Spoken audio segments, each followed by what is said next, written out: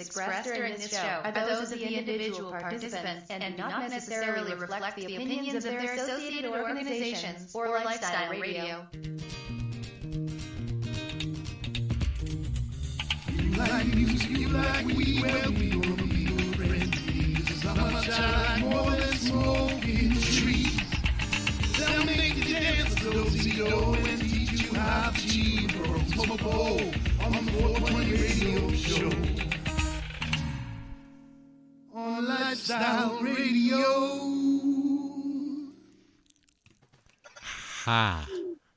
Radio. Ha, how are you? No, it's how high are you? No.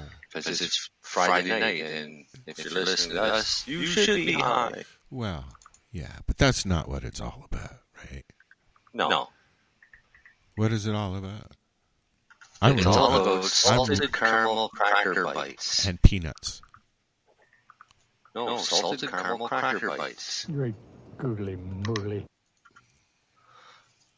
I'm looking to see if I could indicate these things up really easily. This is our first official show from my new place. And yes, because our last, well... The last one was really just a chit-chat. I'm almost completely recovered from that. The scab is now leaving and leaving me with just a scar. You were sick. I was sick. I was beat, man. And then smashed my knee to that picnic table down there and killed me. Oh, you guess, because we haven't done a show since Harvest. Since I smashed my knee into the picnic table at Harvest Fest. There you go. That's right. Yeah. I forgot. It was a painful rest of the evening. I'm forgetting a lot of things lately, and you know, I told my friend I would drop her off at her daughter's place on my way home, and I left the driveway without her, and she was coming in. I'm like, what the fuck? That's an age thing, Al. And she was just like, well, I can walk. It's like, no, I told you I'd take you. I just forgot. You must be almost 60, aren't you? 58, 59 in next month. This month, next month. One of the months. In a month, coming soon. What's going on, Dale? You going to talk to us today since your buddy's not here? Yeah. They're not buddies anymore. They're not buddies because he moved. You must be really upset. Your pals moved.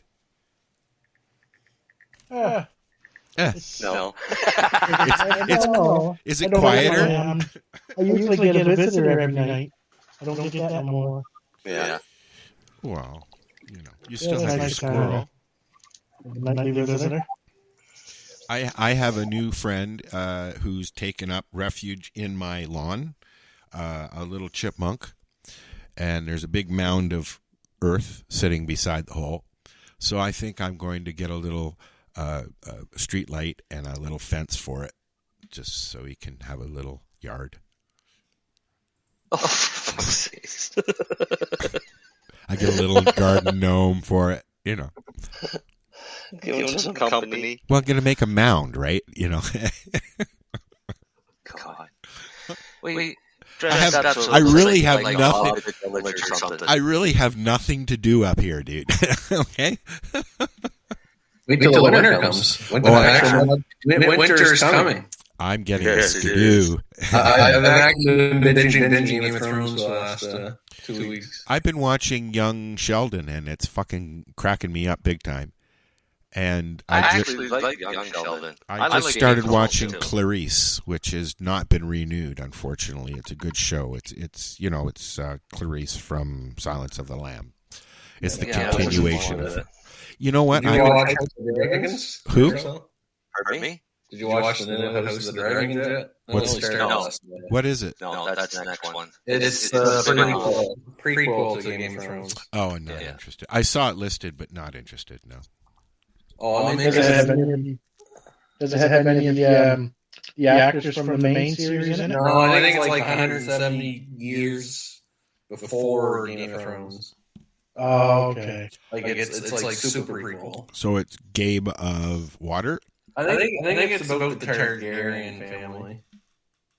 Oh, cool. Anyway, I didn't watch it yet because I think I'm fucking addicted to binging shit now. No, me too. Did you watch the episode of She-Hulk? Yes, I've watched the first 2 episodes. The second one I watched yesterday morning while I was smoking some Bruce Banner. Oh, that's a good way to do it. Yep. I like it. I think it's a good show. It's just whether or not it will continue. I was really tickled by the first one, and then the second one was okay, but we'll see. We'll see. Oh, I'm tired. And any movies? I watched the newest Venom. And it was all right. It wasn't. I didn't see it. What's it on? Disney, I think. No, let me look. I don't know. I'll look here. Oh, somebody's rolling a joint. Yes, I am. I already have one. I'm smoking some. I think some Bruce Banner and some hash. I'm smoking some Harvest Fest bubble hash. How did Harvest Fest? You started telling me on the before we started. How was Harvest Fest? Well, it was better for some than it was for others. And it rained. Yes. Torrentially. Yes. But I was gone before that because I paid attention to the weather and had people sleeping in tents. So it was not like the one that I came to. No. While we had as many vendors, we didn't have as many people because of the weather. Well, because because Saturday was beautiful weather. It was hot, sunny, but it was still great. It's a nice place because there's always a bit of a breeze. So you never get too hot. It's up on top of Fox Mountain, it's up on top of the hill. And then the entire time we were there for the weekend, I never saw a mosquito or a black fly. Really? Don't know how they pulled that off. Yeah. We got them here at like 24 hours a fucking day. Oh, me too. Wow. They must have had a conversation with the fucking black fly people. Black flies matter. Yeah, see, black flies matter. As soon as I step out of the deck here, I'm just surrounded by mosquitoes, and I know it's that guy that gets us high. Come on, let's get him. Exactly. You know what? It's funny you said that because I think we had a conversation a while ago about this, or I asked it on Facebook. Do bugs, mosquitoes specifically, and flies, the kind that come in and fly through the smoke, that kind of thing, are they affected by the cannabis like an animal would be? Huh? Come on, Mr. Scientist. I'm going to Google it, but off the top of my head, maybe Igor knows, Len. I think they would. We're going to call Lennie Igor now. Igor? What is that? Igor from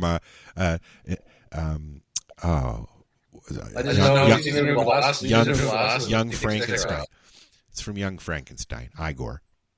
Wasn't Young Frankenstein, though. It was that Saturday morning kids show. Yeah, that too. Young Frankenstein, or whatever it was called, yes. But I have a public service announcement. Oh, okay. This isn't Hurricane. This is something different. Hold on. These are blue light reading glasses. Oh. And I've been having headaches for the last 3 weeks. So now you don't? Gone? I'm excited. I have. If you want to listen and watch on the screen all the time, highly recommend it. I have UV lights in my furnace, and I'm excited to turn that on this winter. Supposed to make you breathe a lot better. But anyway, all that blue light just like I was, even my headaches were right in my eyes. Yeah, it was me on the computer all day. And So they cut the glare. I don't even feel it's a tint. It's some spectrum of light from obviously the computer screens. And that's why I was kind of joking. It's like I bought 2 pair, and I put these on, and I just saw my sticker in there. I was like, oh, fuck, I forgot to take it off. And I just figured to share it. Can you get them at the dollar store like reading glasses? Or? I got these. I was going to order them on Amazon, and then I actually took my kid to Costco on the weekend. She wanted to get stuff before she go to college, like giant boxes of popcorn. Essentials. Yeah, exactly. It was all about snacks, actually. And they had to be at the Costco, whatever. I don't even know what I paid for them, to be honest. I just said, fuck, I'm going to try them. And I'll tell you, this is like, I noticed by the end of the week, I was like, wow, I don't have that headache or eye pain anymore. Well, that's hey, thanks for telling us. It worked for me, and I was like, obviously all of us are on the fucking computer screen, so I'm going to share it. Well, thank you. You had to say snacks. Because now I got snacks.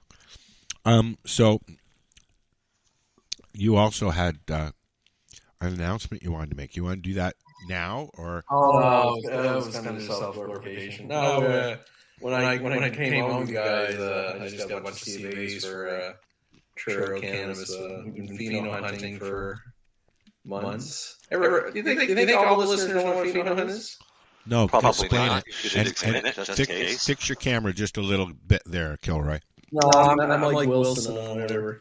So the grow team was so they'll crack 20, 30 seeds of genetic, and they'll grow the moms, grow the plants, and they'll run them through, and then they'll do a bunch of like how's it look, what's it feel like, what's it smell like, what's it taste like.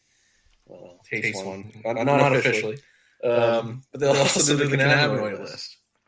Anyway, we just got one back today, so probably April 2023.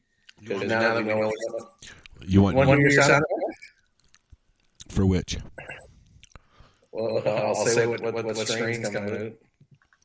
I forgot. And not that everyone here cares about THC, but from a commercial standpoint, THC still fucking drives sales from an adult recreational space in Canada. Yeah, because it is what it is. It is what it is. It's a recreational world. Yeah. And anyway. So how high was it? 32, 33? The strain name is, we're going to release the Titanomal. Titanomal's the strain.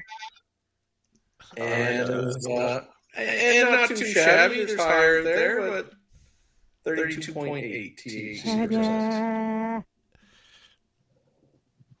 It's the best I got. Sorry. Yeah. Al? Yes. Anyway, it was very pleasant Friday night for Truro Cannabis. For all the work you guys were doing, and they found a nice genetic like that.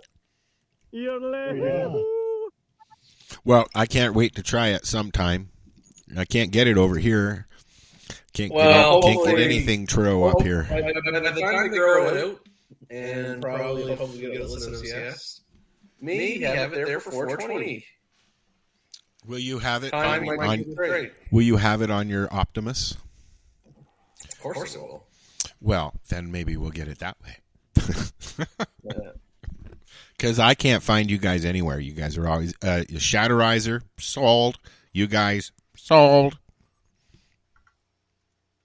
So I'm smoking other people. I can't believe how much I just learned from having looked that up for you, Al. Look what up for me. Whether or not insects get high. Oh, thank you for doing that. So, and the answer, I wish I had a drum roll, but let me see if I can find a drum roll before you give us the answer. Hold on. Drum roll. Oh, here we go. You ready? Yeah.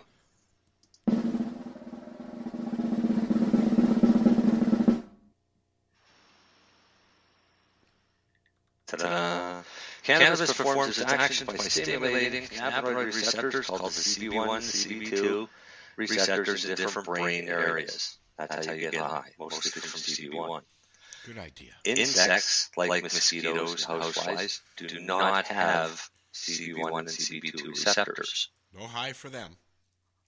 So there's no high for those, but if you go lower down in the classification, hydras do. What's a hydra? Little, Explain what a hydra is. The little buggy thing that lives in water. Okay, those floaty things. Okay. Right. So, of course, this website is a plethora of information because they've been testing on all kinds of insects, all the different types of drugs. And sounded like you said cockroaches.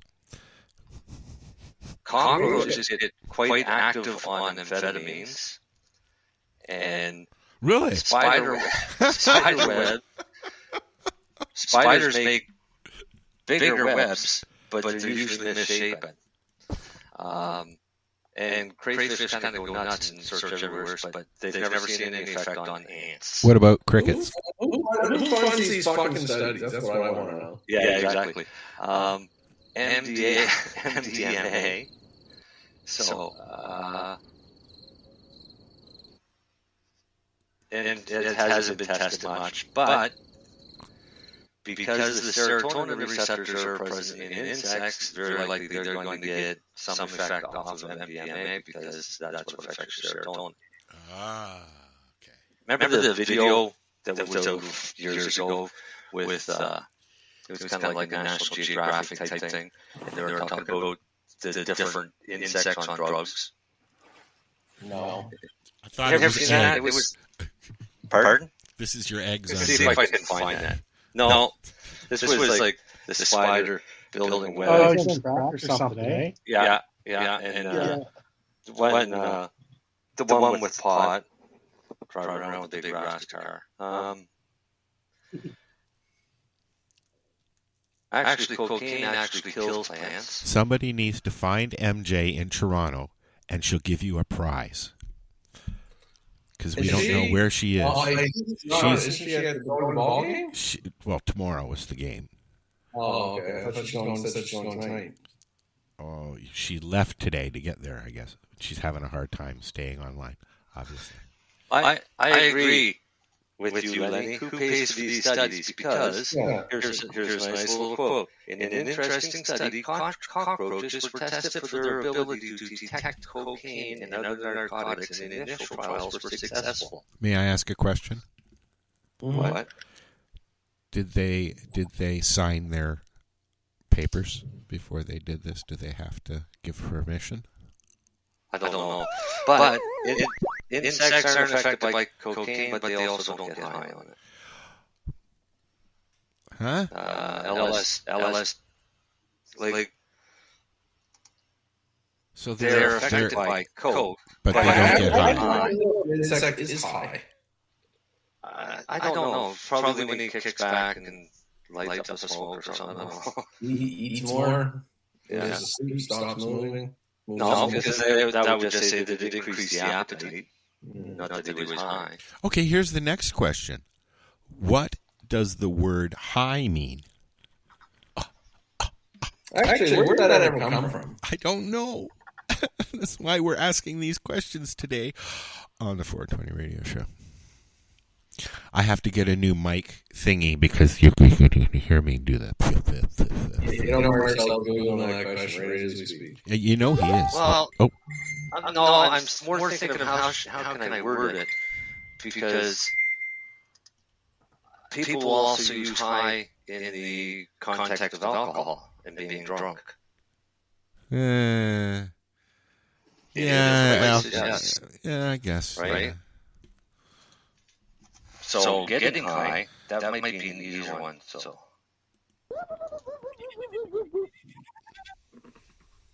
When's the last time you had a picture of that plant, Marcel? Mary Jane said that her headphones aren't working. Sorry. She tried. What did you say, Len? I was asking Marcel, when was the last time that background pic was taken? What time is it? About 3 hours ago. No, that's what I was getting at. They're huge. Yeah. According to the authors, its primary use today is for intoxication due to substances besides alcohol. Example, weed, and is borrowed from older expressions like stone drunk or stone cold, which themselves were the terms first incorporated in the stone analogy as a slang. Elevated sense of meaning, Dale says. Where did you find that, Dale? Did you make that up, buddy? He's not talking. Somebody actually, because if you put the question into Google, you go down and you'll see people also ask, and I love reading some of these questions that they also ask, like, when was getting high invented? Probably one of the biggest ones is, what does 420 mean? Right? Yeah, most people don't know what 420 means. No, we've covered that many times, though. Yeah, it's April 20th, Hitler's birthday. Yes, but it also became the signal for let's meet out back and smoke a joint back in university days at a specific college campus that I can't remember, or university campus. I can't remember which one it was, though. Yep. Who started blunts? Dominicans, Puerto Ricans, Jamaicans, and other immigrants from the Caribbean made their way to New York City in the 80s. Oh, that's something I learned too. We can't buy tobacco blunts in Nova Scotia. Nope. What? Nope. Yeah. Nope. Because you cannot. Tobacco. Under the Cannabis Act, you can't have tobacco and cannabis together. So you're breaking the law every day, aren't you? Who? You. No. Yes. I don't use blunt wraps. No, but you use tobacco. That's up to me. Yeah, but are blunt wraps available in Canada legally at all? Here, yes. Yes. Here, Just in Ontario, anyways. And I'm probably Vancouver. You get blunt wraps in Nova Scotia, but they can't be flavored. Nova Scotia has a rule about you can't have any flavored papers or wraps. I thought that we had that as well here because Juicy J's were very popular, and now they're popular again. Like, you can go up to the store here in town and get them, but you can't get a fucking zigzag. You can't do that here unless you go to a store that's owned by somebody that wasn't originally from here, maybe. I'm not stereotyping or anything, but there are lots of stores still selling them. Right. The reason I brought this up is at Lyft, the Futurola booth had Mike Tyson's blunt company. Yep. Blunt wraps, Yeah, the wraps. Yep. Anyway, I got a few, and motherfucker, I fucking like them. Mm-hmm. So really? I never really smoked a lot of blunts, so I actually went to one of the local shops here, and I couldn't get one. I was bummed. No, you can get Palm.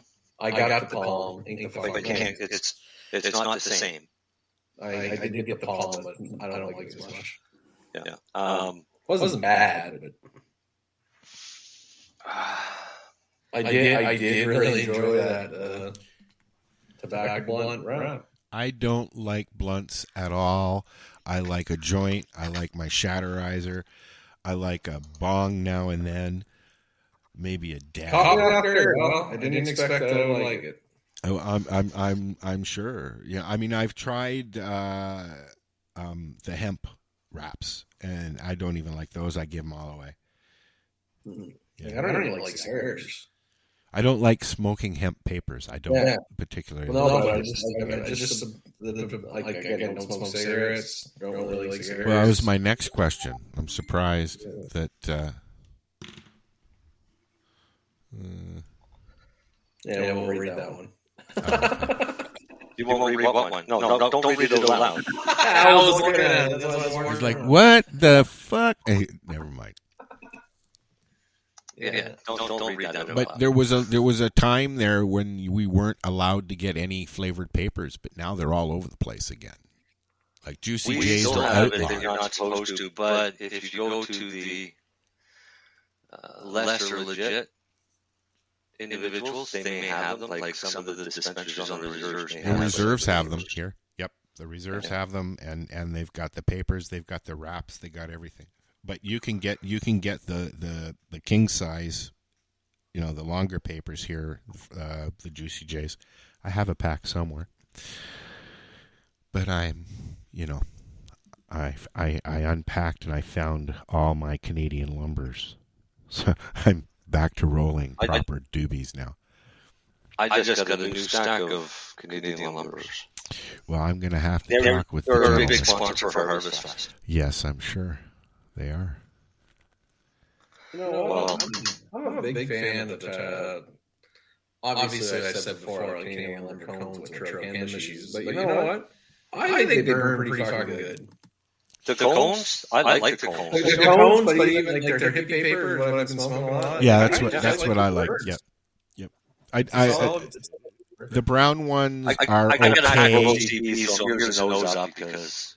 it's not about shit on anyone's paper. I like his A too, and I like my Ziggies. I just need a longer paper. That's all. I mean, somebody hands me a Ziggy joint now, and I'm like, what the fuck is that? But see, that's the size that I smoke all the time. Do you really? You don't roll honkers? No. Why? Because it's a waste. Yeah, if you roll a big fat joint and you light it on fire, and your joints burn while you're talking, every time you inhale, you're actually only absorbing 1/3 of what was available in that smoke. And that was the other beauty of that future roll blunt. They burn real slow. Yeah. That's why I like tobacco in my joint. So do the hippies. The hippies are the slower one. They burn slow. With hash or oil, it burns slower, so I'm not wasting as much. Yes, I noticed that the hash makes it burn a lot slower as well. It just kind of forever. It just keeps going. Yeah. And you can just keep puffing. Congratulations, Mike Tyson. You're marketing a really awesome blunt. You might listen to us. You never know. Yeah. You never know. Believe me, I've tried. Maybe you should send me some to test. And we'll see. I'm getting ready to do a book review probably next show. Of what book? The psilocybin cookbook. Oh, that one. Do you have another one? No. I need to get one. I want one. But it because that was actually we did a psilocybin talk at Harvest Fest. Did you? And it's the first one that we've ever done. Awesome. And good job on that, by the way, Marcel. Really interesting. It was a really good turnout, and gave out all kinds of prizes for people that were there. Awesome. So, yeah. No, it really worked out. Good book went over really well. So they've probably just increased their sales drastically because not everybody was getting the book, but lots of them were taking pictures of it so they could find it on Amazon. What the hell was that? That was somebody's phone dinging. Somebody dinged. Yeah. Somebody got a. Well, I'm glad it was a good, successful weekend, buddy. I'm sorry that it torrentially rained. Well, I mean, I feel bad for the ones that were still there from the rain. I was glad I got out of it. We had They lost a few canopies and things like that. But what do you expect? It's up on top of Freak Mountain. Yeah. We had they had the 75th anniversary here of Terrace Bay last weekend, and I found out that the fireworks on the beach are right in my window. I didn't even have to sit outside. Nice. Yeah, just sit on my couch. But you could have went to the beach and seen all of them. Oh, dude, yeah. Could have, yeah, sure. With a bug hood on, man. Bugs are fucking horrible here. Are you guys hearing the fireworks are getting like banned everywhere? And in city zones, yeah, unless they are putting the town or the city is putting them on themselves, they are banned in public places. You have to be on private property. So they're even banning just they're not even going to fire them off themselves. Right, because what they started doing here, dogs are a few affected years by it. ago, is they put in a noise ordinance. Yes. So that you can't set off fireworks or have loud cars or things like that. But they do. And so the only time you really hear fireworks here is Canada Day and sometimes in New Year's. But yeah, there's a fireworks mobile just down the road, I bet, right? Because no, there's a giant tiger that sells all kinds. Oh, okay. Yeah, Right. that's So what I mean. they're still sold here, but a lot of the people buy them from there and take them out to the beach. Yeah. Because the beach is in town limits. But there's still people every once in a while will set off fireworks in town. Apparently they have fireworks 2 or 3 times a year here. That's it. Yeah. That's it. Yep. No, but even Canada, like some communities are not going to have Canada Day fireworks anymore. Yeah. No, because of the animals. Nobody ever thinks of the animals. Yep.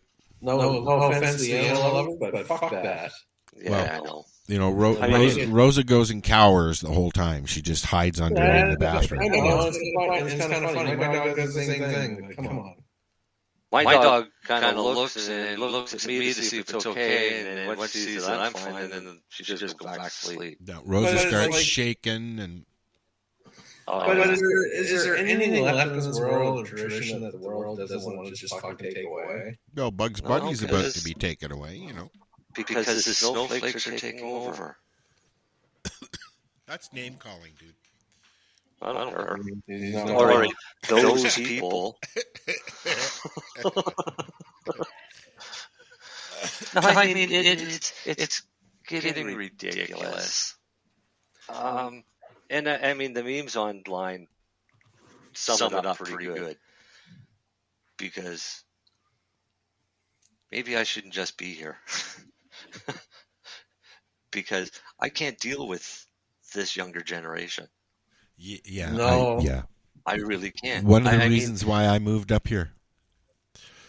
It's getting so bad, and minorities are getting more attention than anybody else. Yes. And when I say minorities, I don't mean people of color or anything. I mean, as a general, if you're in a minority, what you would consider a minority group, they seem to make the most noise and get the most attention and get things changed. I think we've been doing it wrong. We can't get things to change unless we start screaming and yelling and claiming. Well, these truckers tried to scream and noise, and they got put to jail. Their church, they lost their church, eh? They bought a church in Ottawa, the truckers, or the organization that organized the big thingy that went to jail and all that. They bought in Ottawa. They bought a church to run their organization out of, and they've lost that. How? I don't know. Maybe it was a lease. I don't know. But they are no longer. Yeah, they were renting. Their rent was. They were due to be out at midnight there last night, I think. Oh, was it? Yeah. Oh, for not paying their rent. Yeah. Well, that's because Trudeau took all their money and wouldn't let them have it. I should have played a bird sound there, but I don't have one. Like people agree with those truckers or not, you should be very concerned where the government can just go in and just take funds. Exactly. That is fucking scary. Or declare a state of emergency. Well, that was bullshit anyway. But just literally, like, they were at the point, like, if anyone even donated, they could have seized your bank account or froze it. Yep. What a fucking dictator overreach that. And again, some people supported it, and it's like, what are you doing? What if you're fucking part of something he doesn't like later? Yeah, I know. I lost a Facebook friend because of that. Actually, Yeah. It wasn't just a Facebook. It's actually, we consider him a mutual friend. Okay. But it doesn't hurt my feelings, because if you honestly think that what Trudeau did was okay, then you've got something wrong with you. Yeah. And again, I'm not saying truckers were all right or not. Like, whatever. I don't care but it's more. Yeah, it's not a matter of whether they were right or wrong. It's what he did or what they did to control it, counter it. Yeah. No, that's what I'm always concerned of. Don't give your government power. That much power, anyway. And that's the thing is technically our government's not supposed to have that much power. He just overreached and did it. Well, somebody did anyways. Well, it had to come from his office. Didn't mean to drag up this shitty-ass topic again. Yeah, no, it's a shitty-ass topic. We could talk some political cannabis stories, though. It's always those. Well, there's a few ones going on right now. I know there's a big fight on the taxes for medical still going on. That's a big one. I don't know how far along they are with that one, but that's the one that gets me the most. BC Cannabis, the warehouse is on strike. Yes, now their stores are closing down, laying off the staff because they can't get any product to sell at the dispensaries. Why, are they being boycotted or something? No, they run out of product. They what? The warehouse went on strike, so nobody can get any products. Oh. So for those that understand that pretty much all the provinces, I don't want to say all of them, but most of them, you ship to the central provincial warehouse. So Truro Cannabis, Tweed, Canopy, we ship our products to the Ontario warehouse, the Alberta warehouse, Nova Scotia, whatever. But the BC warehouse that stores and lets the trucks arrive and ships it out to the dispensaries or the stores, whatever it is on strike for the last 2 weeks. So the dispensaries, whatever product they had 2 weeks ago is all they had. Ouch. So. Yeah. So that's why they're laying off staff and closing their doors, because if they can't get product to sell, they can't stay in business. But just to throw this out there, the black market never ever went on strike. I was just going to say this is going to leave a big open door for the legacy market out there for sure. Yes, definitely. I'm pretty sure that's probably going on right now. Yep. Right this minute, as we speak. And it means that when the strike is over and business comes back, a lot of those customers they had that have had to find new sources are probably going to stick with the new sources. Yes and no, but I still feel for those private dispensary owners. They put in their hours, hard money, and trying to make a business, and have it taken away for that reason sucks. Especially the ones that came from the black market. I don't have. That, this is the right way to go, and now they've got this crap. They've never had that crap before in their life. There's a store in Marathon. There are reservations all over the place up here, and there are no dispensaries other than one that's an LP, and I believe that's in Wawa. So there's one legal store in Marathon, which is 45 minutes away, and then there's a bunch in Thunder Bay. But like I said, there's no reservations up here. So I've changed where I get my cannabis. Well, yeah. The reserves, none of the reserves up there have a dispensary? Not yet. None of them. Wow. Yep. Talk about business opportunity for somebody. They got gas, they got smokes so far. That's it. But you know, did you say there's an LP on the reserve? There is a legal store on the reserve. Store. Yeah, a legal store. I thought you said it was like an LP producer. Okay, no. No. I guess you would call it an OCS store or whatever. Or yeah. There's lots of sources up here, but it's all legal. You know. So you grow your own. Why did everybody get so quiet? Not a bad way to go. My 4 plants that I brought up in the car are working out pretty good. They're at 3 feet mark already. but we'll see what happens when it starts to get cold. And they're just now starting to flower. You didn't get a greenhouse or anything yet, did you? No, I'm going to order one this week, so I'll have it next week. I'll have it up. Yeah. Try and get it up before the snow comes. Oh, fuck yeah. Well, I mean, if I have a greenhouse, even just a tarp one, that'll get me into October, so that'll be all right. Right. That's what I think. That's when it was the end of September. I think I started pulling last year. You went into October, didn't you? I've gone into the first week of November. Oh wow.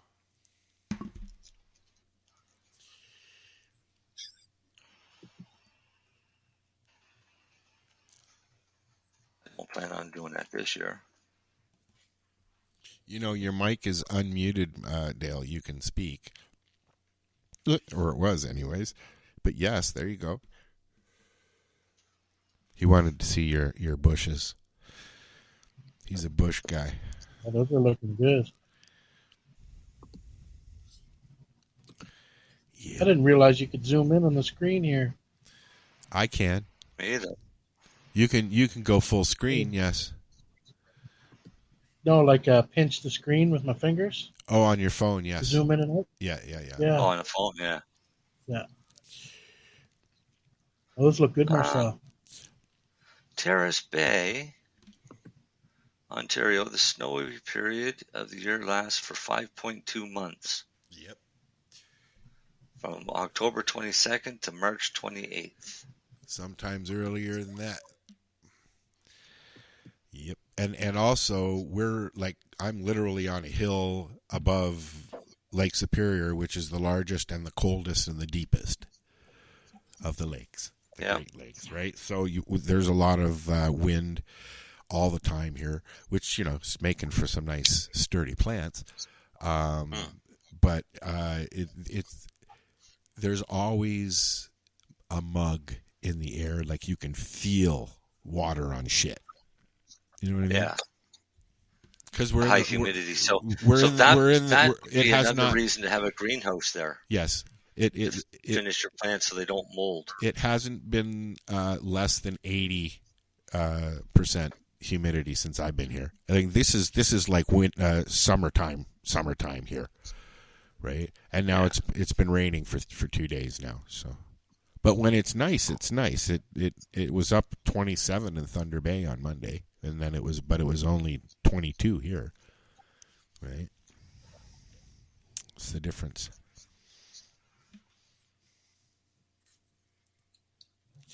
I have no music pulled up. Anybody have any suggestions? Let us know.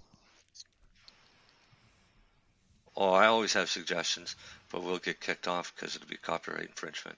I put a post up earlier on Facebook, and it was basically asking who had the most unique singing voice.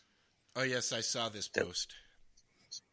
That's very debate. Like, what do you mean by unique or distinguishable? That's even a hard term. Yeah. Let me see if I can find it. See how it was written here. Just without question, first person. Not that I think he's a great singer. Aretha Franklin. No, Axl Rose.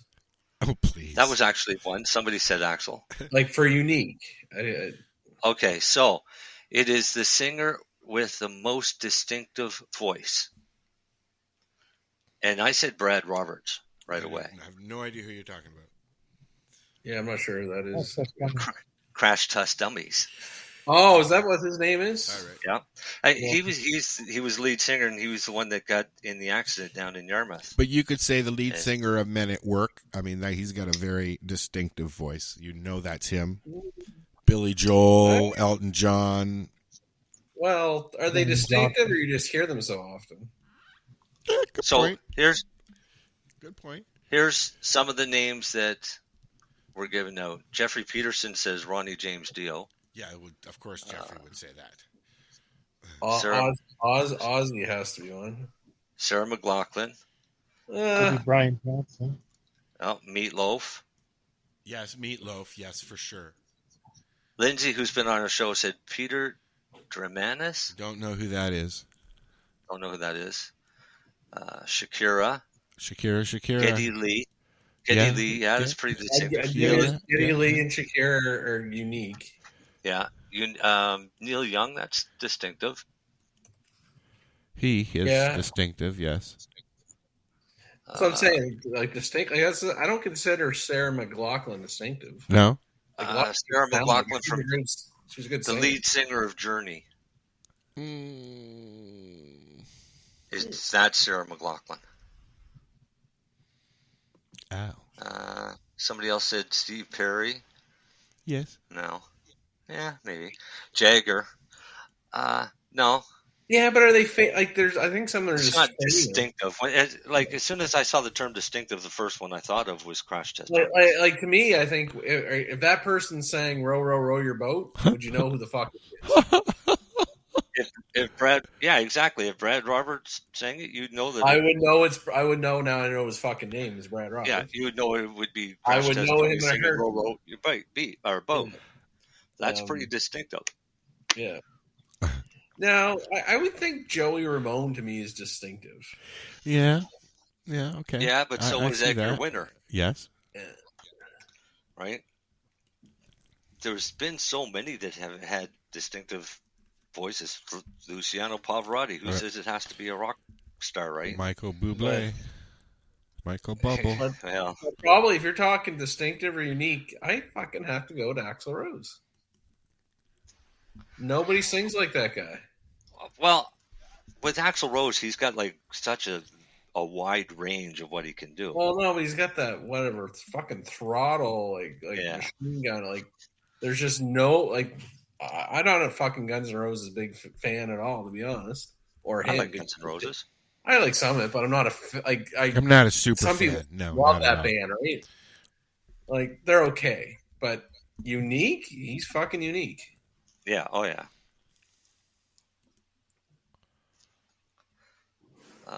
Nickelback.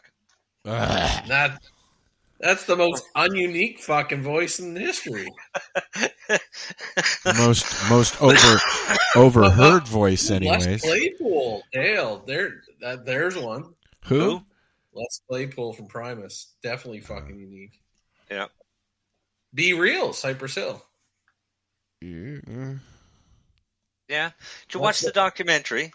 Oh, it's fucking awesome. Not Cypress Hill documentary, the Woodstock documentary. No, I have not watched that yet. I started to, and then David said, "Man, I don't want to watch this." So I have to watch it now that he's not here. Yeah, honestly, I was at the 94 one. So it was very, very similar, but the distinct thing that was different. There was no violence. No, well, but there's a guy early in the documentary who says is like, do you guys see who you fucking booked for this show? Rage Against the Machine. Fair enough. Yep. Korn. Yep. Limp Bizkit. Like, it was just metal, anger. Yeah. 94 had Metallica, but it didn't, like, it wasn't just bang, but they'd also have fucking Bob Dylan. Rita Marley was there with the Melody Makers and the Ziggy and the Boys, and they were all there. And who else? Oh, crap. Well, the one in the documentary, Peter Gabriel. I mean, they loaded themselves by having all of those groups. I actually Fred Durst went out and made the place nuts. Well, Green. He didn't really go make it nuts. It's this fucking song. The name of the song is "Go the lyric is "Go and break shit." Remember what Green Day did at 94? For Woodstock, that's the fucking song. Remember what Green Day did at 94? They started the mudslinging thing, and it was fucking hilarious. But it got very dangerous very quickly, and they shut it down real quick. Did you know? Fucking Mike Dirnt, the bass player. Yep. It was so crazy on stage. Yep. Security guards tackled him. Yep. He was naked. They thought They thought he was a fan on stage. At one point, was it Flea or whatever his name is there, or whatever the guy's name is? He was naked on stage, slipping around in the mud. The lead singer, Billy, slipped off the back of the stage and chipped his tooth. They wanted to keep going, but they kept shutting the power off on them because every time they went out, they started more. 94, right? This is what I'm talking about. 94. I'm talking about 94. Had more people. I know, but I'm just saying versus the 99 documentary. 94 actually had more people. Same thing, overran. It got overran, and then they finally went, fuck it, just let them in, because they started knocking down the fence. But then it calmed down, and everybody had a good time, and it was fucking massive. Then it rained, so there was a lot of mudsliding and shit like that. As you know, you were there. You know, and there was some good peyote going around, and, so, it was a good time. I enjoyed it. I smoked opium. Me as well. No, that's what I had there. But no, if you actually look at Rollins' band was there, and if you look at the fucking mosh pit when that was psychotic. At 94, they were just fucking 225-pound 6-foot football players just ramming into each other. Crazy. Luckily I had media access, and so I managed to be able to I stayed on the wheelchair platform for the most part, and but really what happened, like 94 just didn't go. They had enough balance in between the acts, but the same thing happened.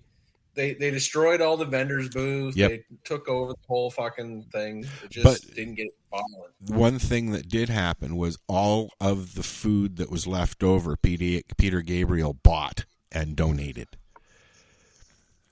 Yep, they did. But it was hard.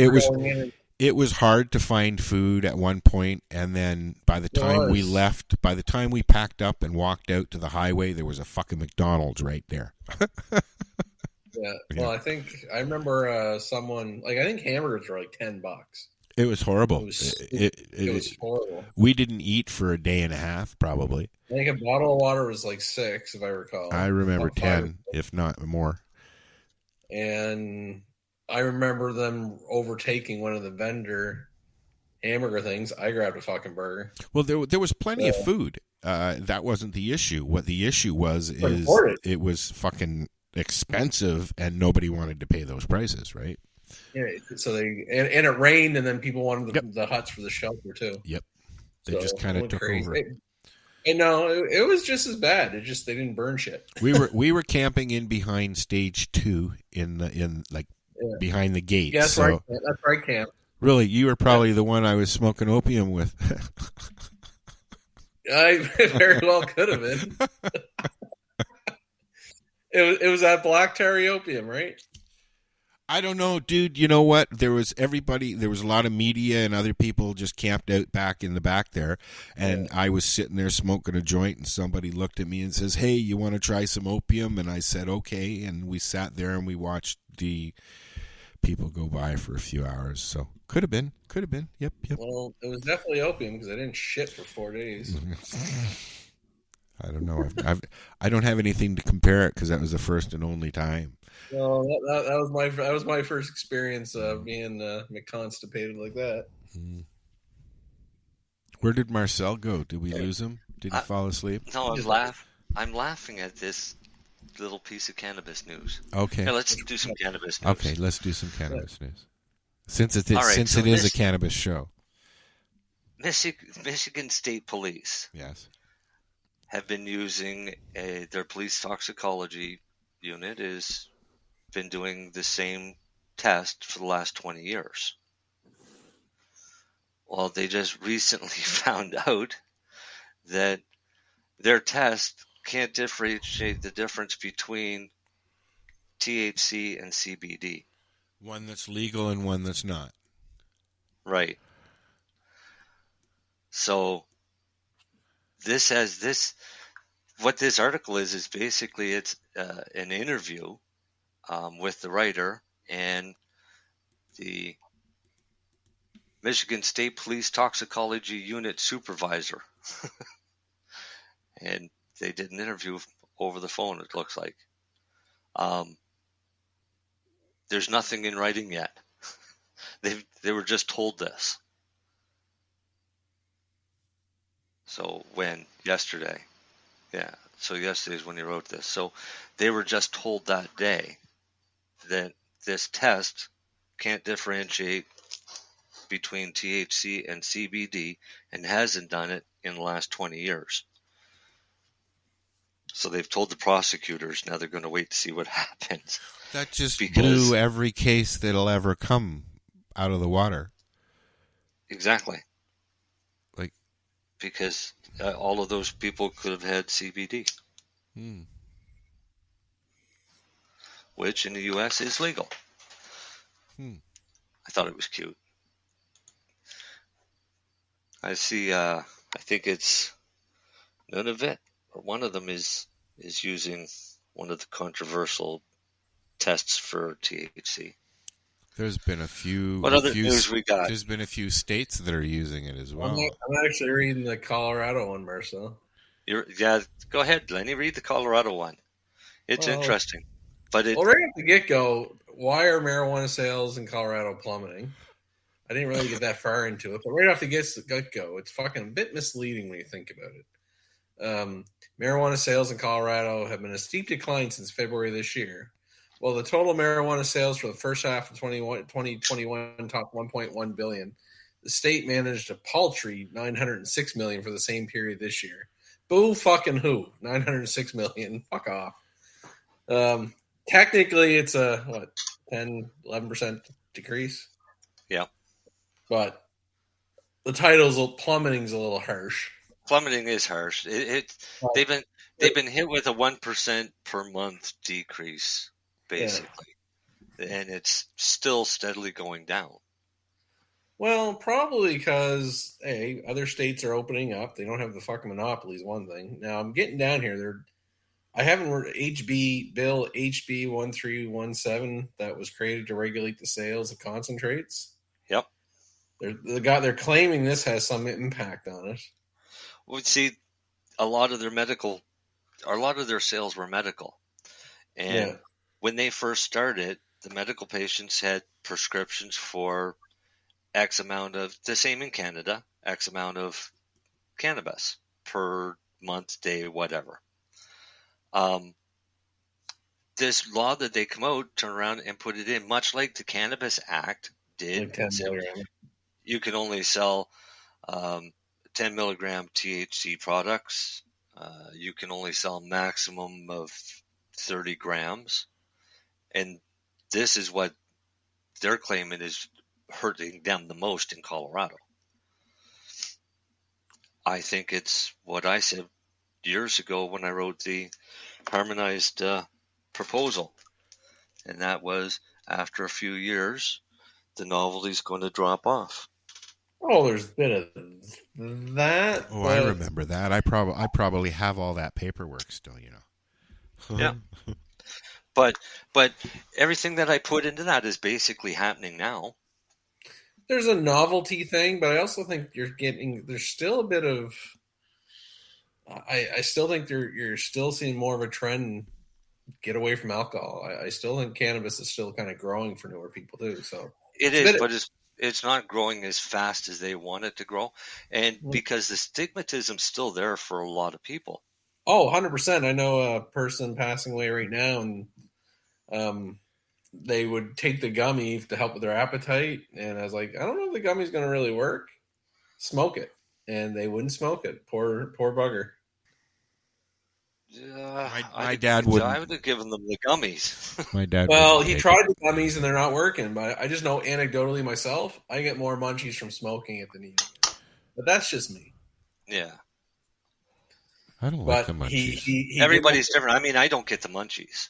Well, no, but I just, for myself, when I do get the munchies, it's much more frequently from inhalation versus eating anything. That's just me. Yeah. But my point is, he wouldn't even try it, and he's on, unfortunately, death's door. My dad wouldn't try it, and he had full-blown Parkinson's for going on 15 years, and he said, no, I don't want anything that will take hold of my mind that way. Oh, Well, I get, I get that too. But this guy, he'll eat it, but he won't take an inhalation. It just kind of cracks me up a little bit. Well, because they don't want to get addicted to smoking. Well, You're on death's door. It's no, like the gentleman might only have a couple weeks to live, and that's why I was like, "You're really." I'm not trying to mock him. Obviously, he doesn't listen to the show, and but it's like, man, it just kind of caught me off guard. It's like, you don't even want to take a puff. Try a couple strains. Yeah. Just try it. Yeah. Back in the early '80s, my grandfather ended up getting lung cancer. Went to visit him in the hospital, and there was a patient there smoking a cigarette. So somebody asked the doctor, "They're in here with lung cancer. Why would you let them smoke?" And the doctor's response was, "They've been smoking for the last 60 years. Yeah. They are going to die. Why would you take away the only thing that they have for enjoyment?" Exactly. There's something to that, right? Like, yeah, and ever since then, I've never, ever forgotten that. Why take away the last bit of enjoyment somebody has? Makes sense to me. Yep. Couldn't believe they were actually smoking in the hospital, but... I remember sitting in a hospital and smoking a cigarette. I remember smoking on airplanes and the armrest had the ashtray. In the theaters, yeah. Airplanes, theaters. Buses, trains, planes, automobiles. Yeah, even the city buses had ashtrays. On the subway, on the TTC, Yeah. And you know what? There was a lot more ashtrays around, and there was a lot less butts on the ground. Oh, now they're everywhere, and I fucking hate it. Yeah.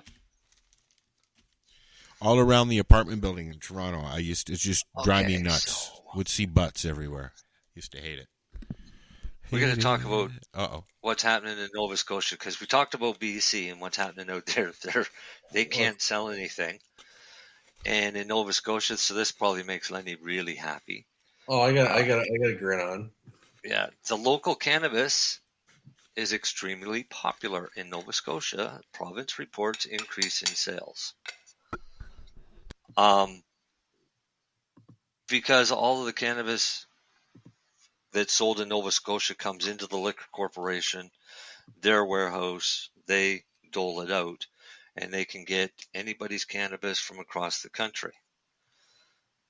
But 30% of their sales, their cannabis sales, are the producers that are in Nova Scotia.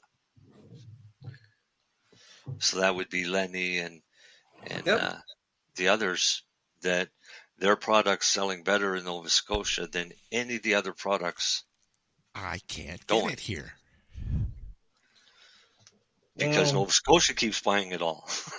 No, it's Ontario. Honestly, just getting products listed in Ontario. Yeah. And it takes a while to get a product listed in these places. And obviously, big fish, little pond, got no real ego. Yeah. But, no, I do have a little bit of ego and pride, and Nova Scotia is my home fucking province, and God damn it, I want to do well in my home fucking province.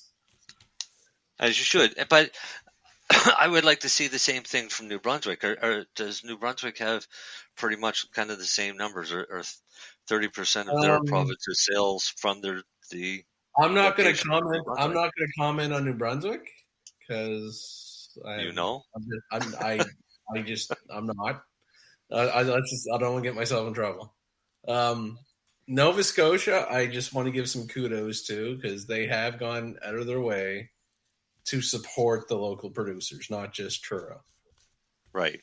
Like they do make sure we get some things listed. They don't have all my stuff listed. I still got to battle with them as well. Like, they only have so much space and capacity, but they have been nothing but supportive and friends to us. So thank you, Nova Scotia. Thank you, Nova Scotia. Sorry, Len. Go ahead. Go ahead, Del. Do they get to dictate what products of yours they put out for sale? I apply, and they decide yes or no, same as everybody else. Okay.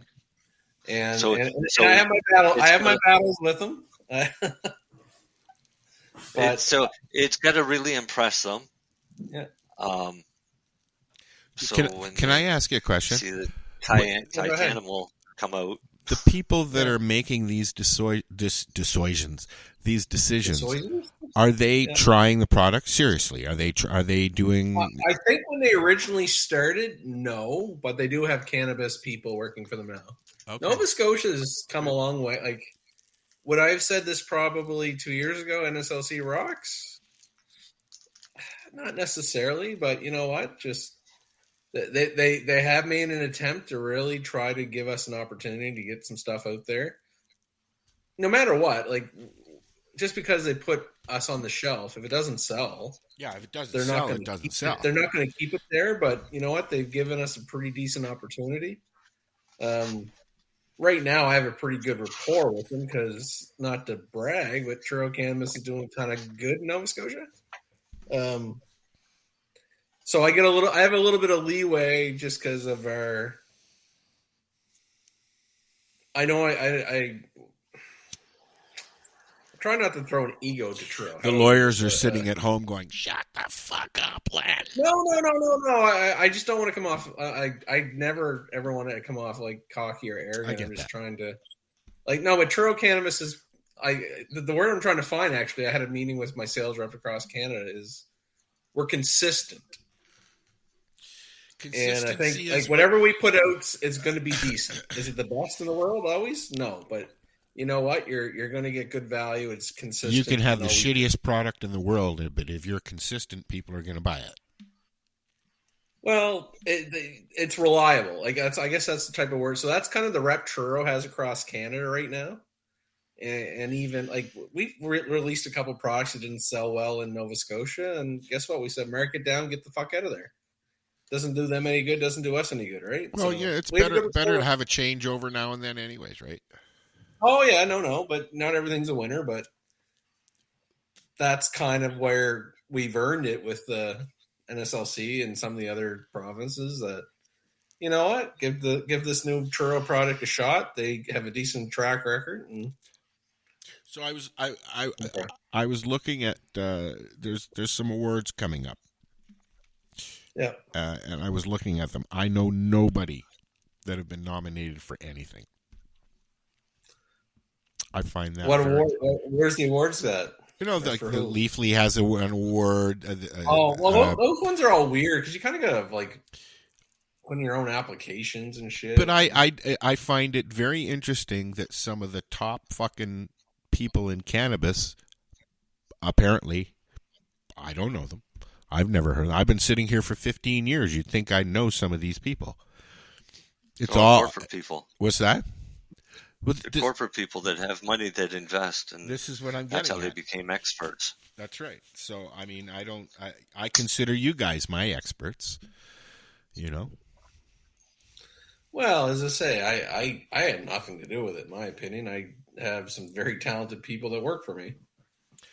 But you see, you know, being a pharmacist, you know what you're talking about with these drugs, so that when you're going through all of this stuff, medically, that's a different story. But no, but just as far as now I think the only thing I've brought to Churro Cannabis, as far as the adult sales perspective, is trying to be a little bit humble, trying to, like I say, I own pharmacies, right? I'm not a big shoppers or anything. Like, I have to customer service and trying to deliver. Don't cheap out on things, right? Do it the right way has always been what I've tried to preach. So, and you guys have, which we're gonna try and do one day. You have a medical program as well for people who are medical, and they can get it directly from you. Yes. Yep. Just in Nova Scotia or Canada wide? Churro Cannabis is Canada wide. Ooh. And what about Optimus? Is that Canada wide as well? Not yet. You heard the word yet. Well, let me know. I'm here with a pen. I'm working on it, Al. There's a pen here, and I don't mind signing stuff. The application's in. I have to send my renew in. Yeah. But no, I it was an interesting article though, Marcel, and you know what? Like, Yeah. I know I'm not a fan that people have to get their cannabis at a liquor store. I can't control that. It is what we have in this province, but all in all, NSL, like, but I say but as far as supporting the industry, for and supporting the home province, NSLC's done a really good job. Good. Do you know what you should do? That You should go and get some of the stickers they use in the liquor store or in the grocery stores. Atlantic Canada Proud or whatever it is. well, they do that on their webpage. No, you put it on every can, right across the country. Actually, it's funny. I don't even know if we're allowed to, but no. I am glad actually that story came out because you know what? People like to shit on NSLC, and maybe some reasons they're justified. But as far as the commercial industry that we're in, it's like no, they've been solid to us. Good for them. That's good. And I think PEI does a nice job too. Like for what I know they're a small province, but excellent people to work with. And I'm not trying to shit on the other provinces, but just trying to give a couple kudos to the ones I really enjoy working and dealing with. How many producers are in Nova Scotia now? Well, I think it's illegal for me to name them. Yeah. All right. They're public. Truro Cannabis. Yeah. East Can. Yeah. I'm pretty sure I'm saying this correctly. MCQ? Never heard of it. Isn't that New Brunswick? No, they're in Sackville. MCQ. Okay. So they're Nova Scotia. What's Aquilitas, which is Aquilitas. the one. Yeah. Who else is like? There's some micros, but I don't know them all. Robinson's is gone. Robinson's is gone. Oh, really? I just saw them on the way down to Harvest Fest. Oh, it's still on the sign. The sign's still there. The sign's still there. But the operation's not there anymore, though. No, it's a chicken producing factory. Yeah. Oh. What's in Stellarton? Is anything in Stellarton? Stellarton's closed. The guys on the Mernova, Ritual Mernova down in Windsor, they're open. Yeah, and then one's just up the road from you. Scotia, Dartmouth, yeah, Breathing Green. Breathing Green. So I think they're the LPs. There's actually I'll shit on one brand. Highland Grow and Antigonish. Yeah. I don't actually think they actually operate out of Antigonish. I think they're from BC. Oh, and they're just importing it in? I think so. So yeah. But technically they're Nova Scotia. Yeah. So that would put it at 8 under the LPs. Yeah. Now I know there's some micros. Yeah. This cabbage is one. Are the micros allowed to sell now to Nova Scotia? They can sell anywhere. Can they sell Nova Scotia liquor? Yeah, Jack's Cabbage was there. That's why I say if you're a micro and get your sales license, like Nova Scotia will probably give you a shot. But here's the thing: same thing. You got to sell, right? If it doesn't sell, don't sell. It's I know what's a vape. Actually, I shouldn't forget this. I think it's a badass name, Vape Breton. They do like vape pens, obviously. I think they operate at a Cape Breton. I hope they do. I've never been there, but Vape Breton, like they do vape pens and hash, I guess. Yeah, and I think there's I know there's more micros coming, or maybe there is more micros I'm not aware of. Do you know how many there are Canada-wide now? We could probably Google that, Marcel. What's Canadian LP? Look. Now, the trick of it is going to be a little bit false because I think some of them are closing. Yeah. Some of them have closed. 1,800 to 1,000. Some are processing and some grow. There must be over 1,000 licenses. So I just see something here from HuffPost that the ashes of the late Star Trek actress Nicole Nichols, her ashes will be put into space on a rocket. That's kind of fitting, I think. Eh? Kind of as fitting as William Shatner going up into space, I guess. Okay, so there's 10 per page. 901 entries. 901 entries. So there's 9,010, provided the last page is full. LPs In Canada. in Canada. Does that include but Quebec? some of them they don't grow. They're just processing. Right. Some are processing. Some are just like a grow license, but they can't sell. They would just sell bulk. Okay. And there's one, like the very first one on the list, which is the most recent license, is a microprocessing. Yeah. But it's definitely not sustainable. Not 9,000 of them. That's since what was it now? It's 4 years now. 3 years.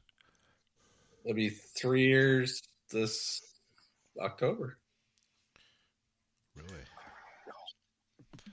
Wow. Very first license was Peace Naturals. On this list was Peace Naturals in 10/31/2013. Wow.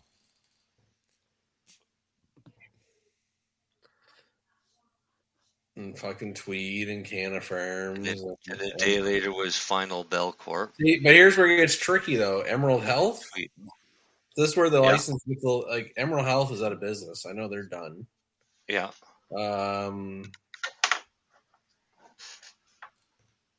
We're still there. I don't know if AB can. I never even heard of them.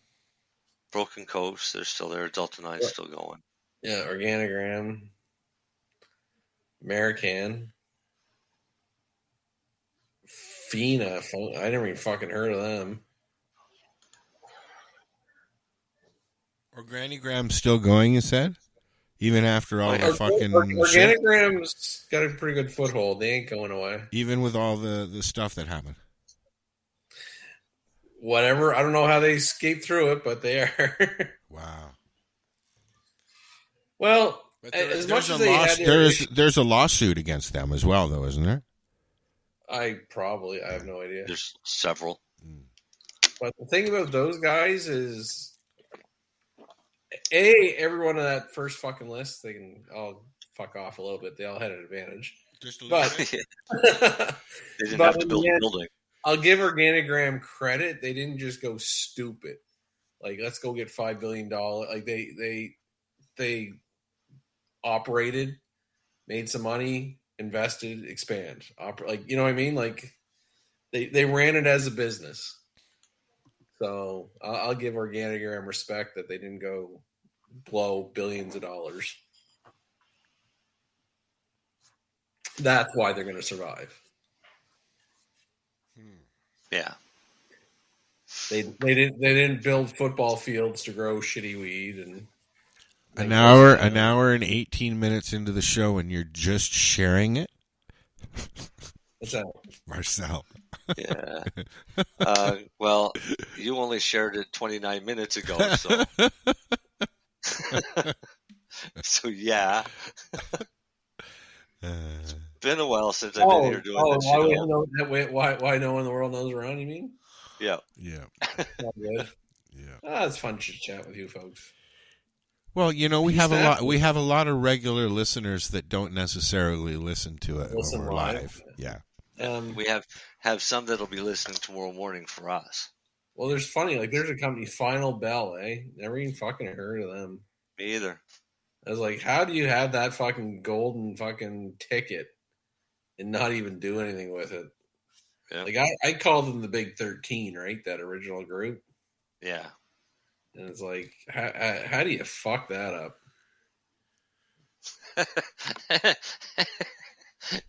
It was easy. Just sit back and watch and see. Well, it's just no, I know, but just like, I guess they just went fucking gonzo or crazy, I guess.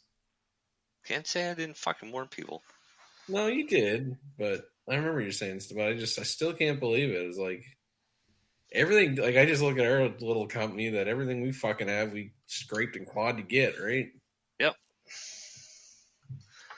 Hey, I'm going to do the grow segment tonight.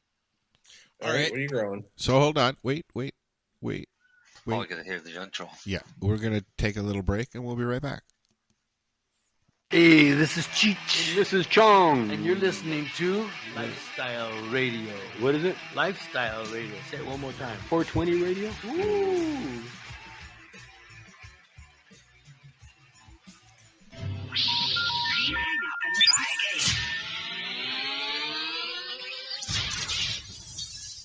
You're listening to Lifestyle Radio. Are you an independent musician? How would you like to have your songs played on hundreds of radio stations just like the one you're listening to right now? Join MusicSubmit.com and we'll promote your music to radio stations and blogs in your genre. It's free to set up your account, and we guarantee your music will be considered for airplay by radio stations worldwide. Why not sign up today? It's free. MusicSubmit.com. Radio promotion for indie musicians. This is how we grow the weed.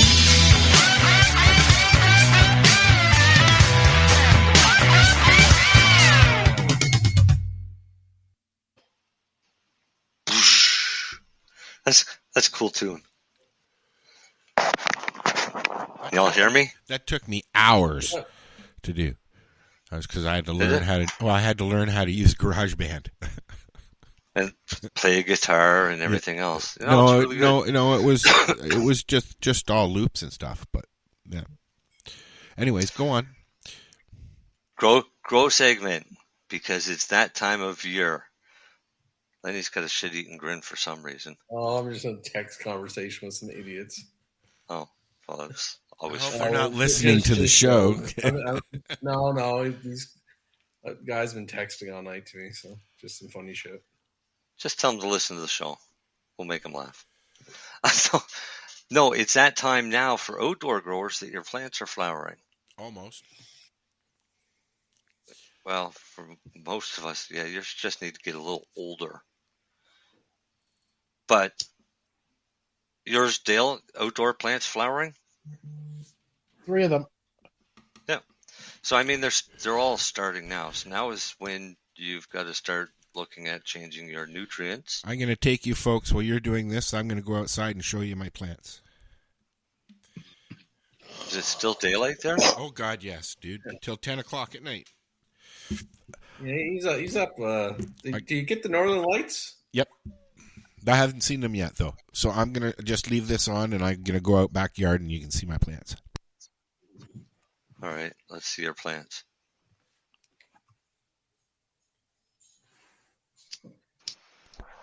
No, we can't hear them. Marcel. What? You can continue your grow talk. I know. Okay. You're talking? Go. Okay. All right.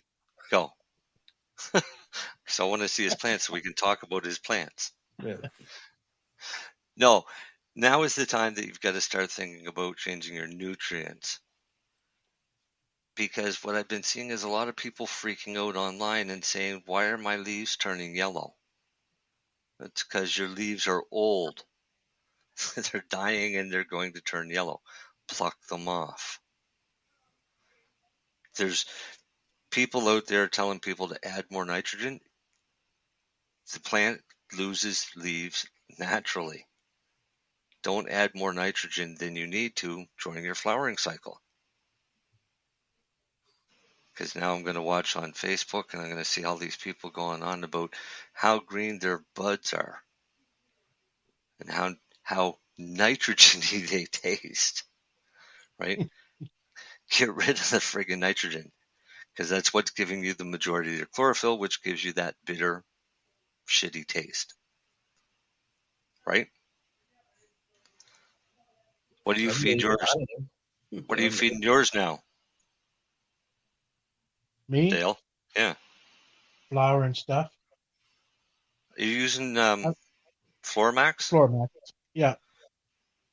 So you're using flower enhancer. And resin XS. I've got Organobud is what they're getting right now. I don't have any of the flower enhancer. Oh, well, we should have to have a chat with Mr. Pittman there.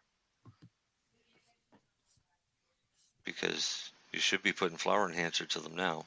Because that's your P and K, right? Oh, it's all in the flower enhancer.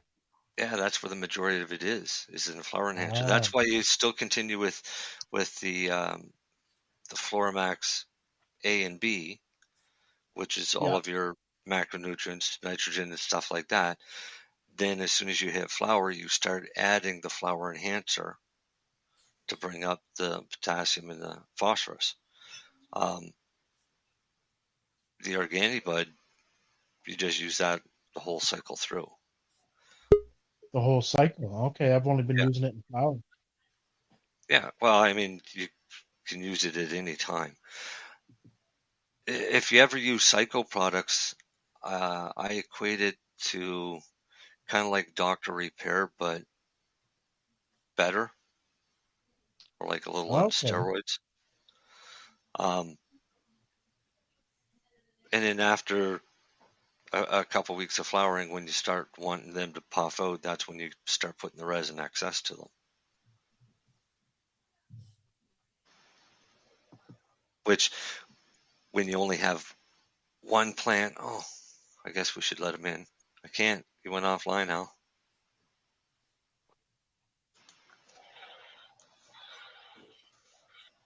He's still there on my screen.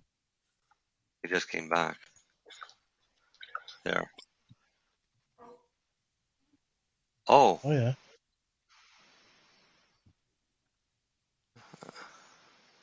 Can you see me? Yep. Oh, okay. Yeah. Looking at your plant here. Yeah. That's orange creamsicle. Other one.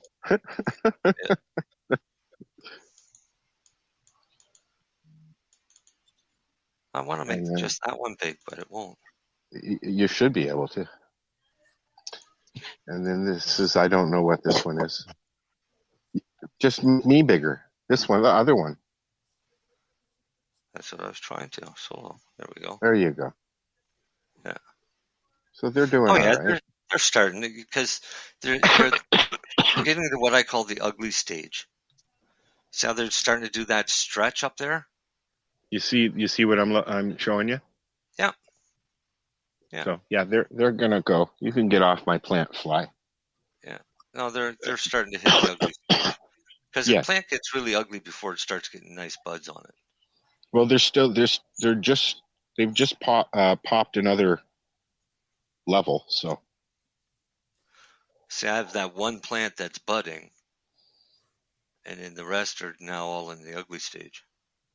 Well, I'm thinking these are going to go like any time now. This one's starting. You can see it starting. Yeah. Right. Next year you need bigger pots. Yes. And start much, much earlier. Oh yeah, well, these survived coming up in the car. Yeah, that's good though. Look at my bitch. Nice yard though. Yeah, it's cool. You can see the creepy fog again. Creepy movie fog, as I call it. I live where we get all kinds of fog. Mine's off the ocean though. It's all right. I'm gonna do them next year in those things. I got a bunch of them downstairs. I'm gonna do them. So here's a cool trick: put holes in them, but don't put the holes in the bottom. No, put them into another one, and put a brick in them. What? Put a brick on the bottom. Put some holes in the bottom of the one. You put 2 bricks on the bottom, and then you put it into another one, and then that gives you a pool. Why would you do that? Why not? It's funny, looking through that LP list, sorry to interrupt. 134 LPs got licensed before Turo Cannabis. Yeah. I'm going to enjoy when most of them are fucking gone. Yeah. But what about the 8,900 that are there since? I think you misread that. I think All it's 901. I think you misread that. How many pages is there? Let me go and look. Is there 901 pages or 91 pages? Yeah, there's 901. That makes more sense. I knew you said 9,000. I was like, you're 134? We're 134. Yeah, there's still 800. Or a little more than 800 have gotten it since you. Yeah, and honestly, we were even late to the game. Yeah. Well, it took you guys, 6 years to get on the map, right? Yeah, the good news is for all these other people, the process is a lot more streamlined and quicker. But I don't know, man. To open up Nuve now, oof. Like you're crazy. Yeah.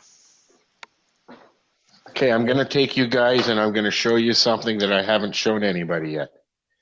Oh, and you're going to show everybody. I'm going to show everybody. We're waiting. You ready? Yeah, there's nothing on the screen. Hang on. Yeah, this is not great live television. Yeah. Hope this isn't like a sex dungeon or something. It is, shit.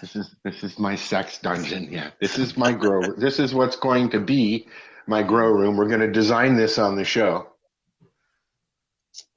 Right on.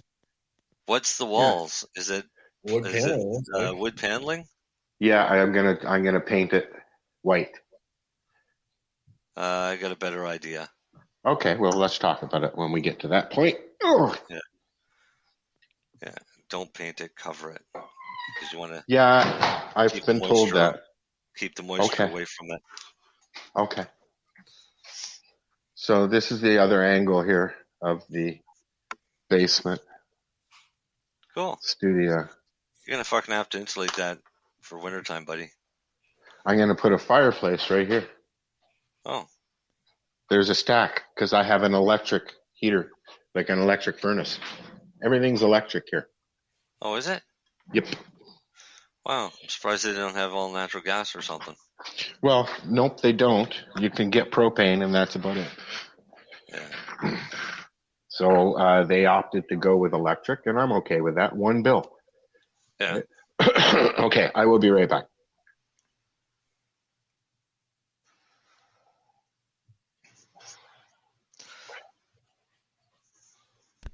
Hi. Yeah, you sounded better on the phone. No, I'm kidding, man. Thank you, Let's Samsung. take you off of this. You what? I said, thank you, Samsung. There you go. Alrighty. Now I have to watch that later. Yeah. No, I mean, your plants look great. I think they're doing I haven't done anything other than go out and water them. I haven't pulled any leaves off yet or anything. So as that'll start happening soon, I guess, though. Yeah.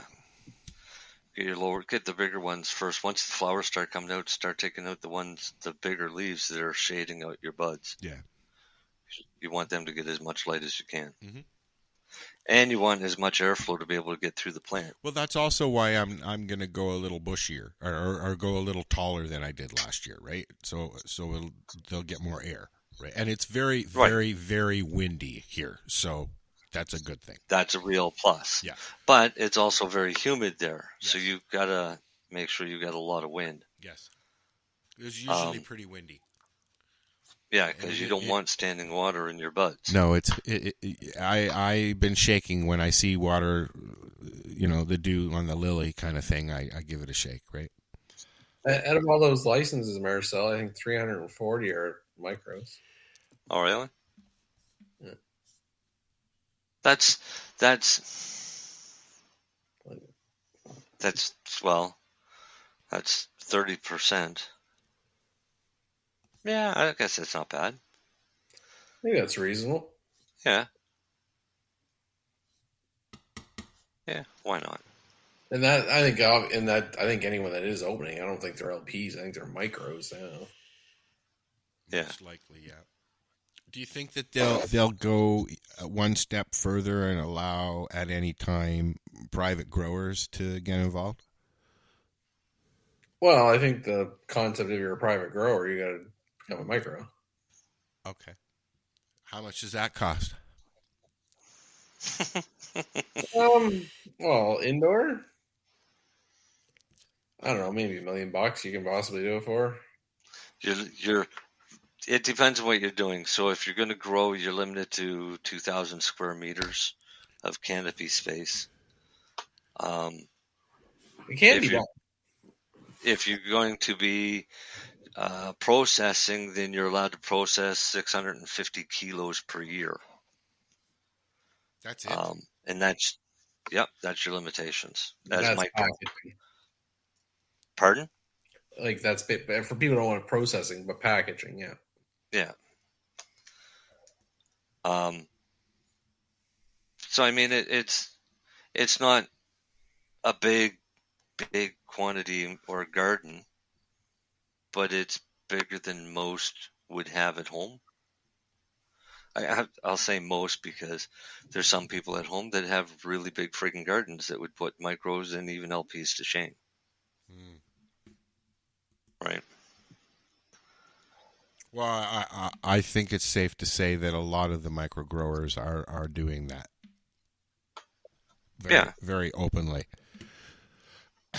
Well, they're putting more attention into their grow as opposed to a larger company that will.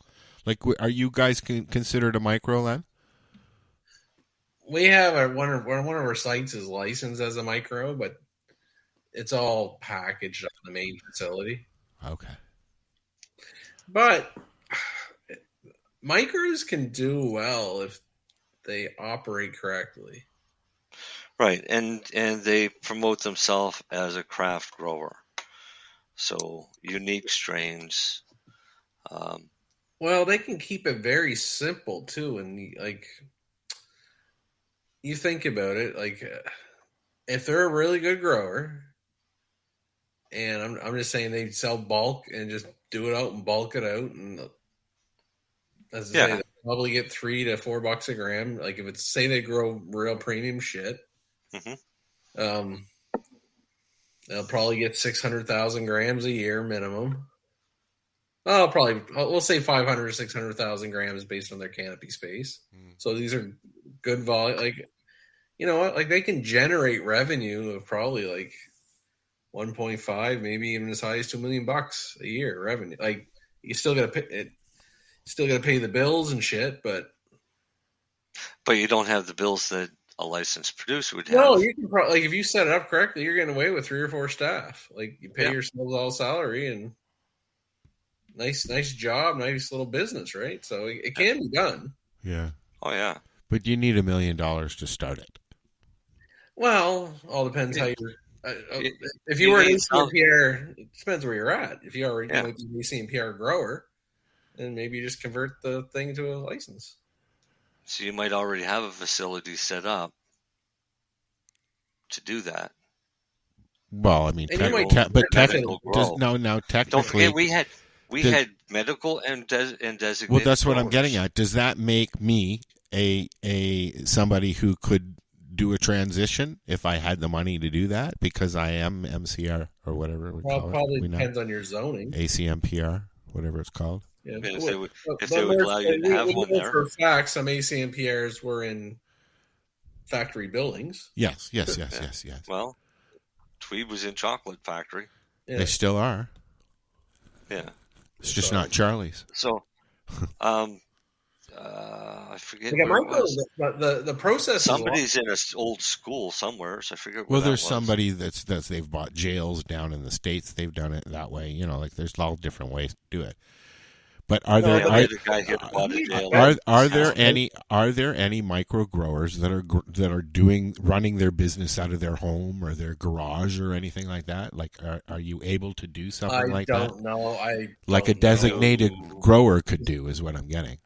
You know, like Marcel does at home. Like, yeah, but probably some zoning on the house, right? Yeah. Or your property. Yeah. So probably not. Probably not. Yeah. But if you had a commercial residential piece of property, you could. I would think. Maybe. Yeah. Who was that company in New Brunswick or that small That's what farm That's what I was thinking. I'm wondering if and I think they probably live right there because all of their facility is there. The one on the main border. Yeah, they were inviting everybody out to come sample their products there about a month ago or so. Yeah. You should send me those links when you see that stuff, buddy, because I didn't see that one. We talked about it on the show. We just can't remember it. Okay. Yeah, we can't remember which one it was.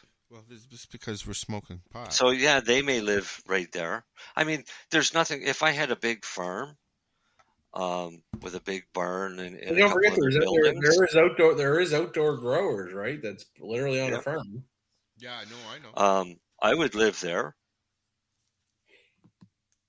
What better way to make sure it's being taken care of? Plus instant security. But the real cost is the packaging and processing, right? So yeah, packaging costs. It eats up a lot of margin, and it doesn't matter which business you're in. There's a cost of packaging. Yeah, see, to me, if I was a micro, I'd be just looking at great bulk product and just have some LP buy it off me. Hey, Len, I have a question. Yeah. Can we do a 420 radio strain? 420 radio strain? Yeah. Well, in theory, yes. I'll be honest. Like a lot of companies like to create a fucking name that means nothing, like a random name. Yeah. Our mandate is like if it's animal mints, like we want our name to represent what the actual strain is. So that's why you went with Titanimal. Titanimal is the strain. Titanimal. Yeah. Yeah, like and even wedding mints, we did it. It's wedding mints. It's wedding cake crossed with Kush mints. Right. Never heard of it. But it was too long for the fucking label, so we just made it wedding mint. But why can't you just call it what it is? Oh, we could have. We could have called it wedding cake cross with, but honestly, it was too long. It wouldn't fit on the label. Oh, okay. I wouldn't. Yeah. I've gotten a few, especially when you get a strain that's got 4 parents. I've gotten a few bags from Hexo that had the whole. We will whole shrink thing. the name a little bit. Yeah, we will shrink it, but we want it so you recognize what it is. Makes sense to me. Like we have mac and cheese out there. It's Miracle Alien. It's Miracle Alien cookies crossed with UK cheese. I have Mac 1. Actually, I have some Mac 1 that I got. This month I got Bruce Banner, Mac 1, and there's another one there. Then unfortunately, an LP can't call it Bruce Banner. Why? Why not? Because it's a Marvel comic. It's a Marvel comic, and it's kind of. So you couldn't call a strain Superman. Romulan. That's what I have. Romulan. No. Yeah, I don't think they allowed Romulan, did they? I've never seen a Romulan out there on the market. Yeah. Doesn't mean something on the legal market. On the legal market. On the legal market, yeah. Legal market, pardon me. But like Bruce Banner, you'll see as BB or B Banner. Like you won't see. Well, that's like I get OS Hayes, or you know what I mean. Like that's how they do it, right? But at one time when they were talking about all this stuff, they weren't even allowing that. It had to be like A4291, you know, shit like that, right? Way back in the beginning, way back when. Yeah, but no, there is rules. How far back when are you talking about? In a world when cannabis was not around. What was pre-plant systems? Well, there you go. What was the original strain that you could get? I don't know. I don't remember. Do you? I'm gonna have to Google. No, I'm gonna have to Google it. It didn't work, but I mean, but but now it seems okay to call it the strain what it is. I mean, if you're going to take the time to grow some purple Kush properly, you should be able to call it purple Kush. You know what I mean? Some LPs chose not to, and I think it was all their branding and marketing. But they're also trying to come up with their own genetics, right? But in a lot of cases, they're really. Yeah, they're just are calling you it fucking whatever. Are you guys coming up with your own genetics, or are you just growing? We're not a nursery, but we have like 250 plus seeds in our vault. Oh, cool! Like genetic varieties. Yes. So no, we're not a nursery. No. So no, we're not doing any breeding, but we actually have a fridge full of. But you could, seed. Right? You actually have to have a nursery license to come up with your own strains. Yep. Oh. So the other thing is the other thing to be practical about too is no fucking chance we're having a male anywhere near our facility. Fair enough. You know what I mean? Like, if you're ever going to do a nursery, you got to go do it away from production, right? You guys are strictly indoors now, right? 100% indoors. And are you going to go outdoor? Not there, anyways, right? No, I honestly, I think that's stuff for the Okanagan Valley, and they have the perfect climate to we can't outgrow the outdoors that those guys can do out there. Give them respect. They have the perfect climate, and where's that? Not saying out in BC and the Okanagan, like they're designed for growing outdoors. Well, best climate. Yeah. Just too big a risk for Nova Scotia. Well, you got like me here now. You've got a short season there. Yeah. Right? Plus, you've got hurricanes and water stuff to deal with as well, and well as salty water. Now, there's a question, Marcel. Does the salt water affect your plants? Can you feed your plants salt water? No. You can't water with salt water. Okay. throw salt in somebody's garden. I don't know. That's why I'm asking, buddy. Yeah, try it. That's what they used to do in the old days to get rid of plants. Get rid of farmers they didn't like, was spread salt in their fields. Yeah. But don't forget, even Health Canada testing, right? Like, you got to be away. Like, we have pesticide issues to deal with, so you can't be near any agricultural farms. Yes. That are allowed to spray pesticide. So there's wind drift, right? So it'd be just too big of a risk. Yeah. Well, unless some doofus comes along and goes, "Here you go, guys." Yeah. Listen, I think there's I think you're seeing some really great greenhouse products starting to come out in Canada. I think that's a talent. To me, the greenhouses is the answer because it's outdoors, indoors. Yeah, but it's not that easy to do to grow it really well. There's a couple companies that are doing it and are nailing it, but I've seen a lot of fucking fail too. Oh yeah, yeah. So I mean, it's dependent on how you want it to grow, I guess. It depends. Well, it also depends on the growers too, right? Like, I would say Marcel's a really great outdoor grower, but some people are really great indoor growers, right? So it's right. It's your talent, your experience. Yeah, it's what suits you best. I mean, anybody, once you get a grow dialed in, even in a greenhouse, once you get the grow dialed in, then you run that way all the time.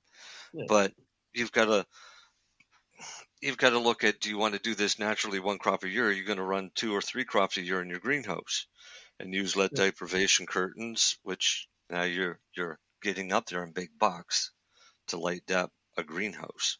Yeah. I like solid walls with glass roof and supplemental lighting.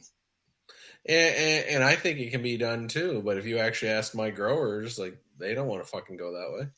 No, because they've never tried it. They have no experience in it. And it's a big, and you're putting all that money into it. You don't want to take fucking 1 to 2 years to figure it out. There's more risk growing outside, right? Oh, major risk. There's all kinds of risks. You've got, I mean, we grow here in Nova Scotia outdoors.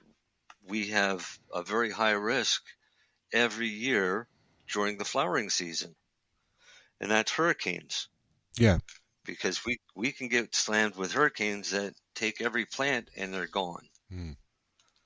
Right? So growing outdoors, especially on a big scale, is a matter of luck. You want something in a controlled environment outside, though. Like, and that would be. So that's why you go to a greenhouse. Yeah. And that's why I was saying BC has a little bit better climate than Nova Scotia. Yeah. But that's really ideal for outdoors. But in a greenhouse, you can grow year round, like even where you are. But it would cost a lot to heat that. Not if you were smart. Well, it becomes a natural terrarium, right? So I guess it would heat itself. I mean, if you did it right, it could easily be done. In the end, like a true indoor, it's so much easier to control all your environmentals, right? Is it more expensive or less expensive to do indoor? More. It's more expensive, but probably in the long run. Way more consistent product. So you're going to get a better yield. So therefore, the cost per gram goes down. Right. You get a better yield. The cost per gram goes down. Usually, you get a little bit. Traditionally, indoors Lori used to get a little bit more. Indoors usually get a little bit more weight. And Lori used to preach cents growing outside, right, Marcel? And because she would do it, she was doing it for like 3 cents a gram or something like that, right? Just growing outside. Me too. Oh, yeah. Well, I know. But that's not what you're doing now, though. It's costing you more now, isn't it? No. Okay. You basically count up how much it costs you in soil. Yes. Right. So if it costs me $500 in soil, then that's a cost.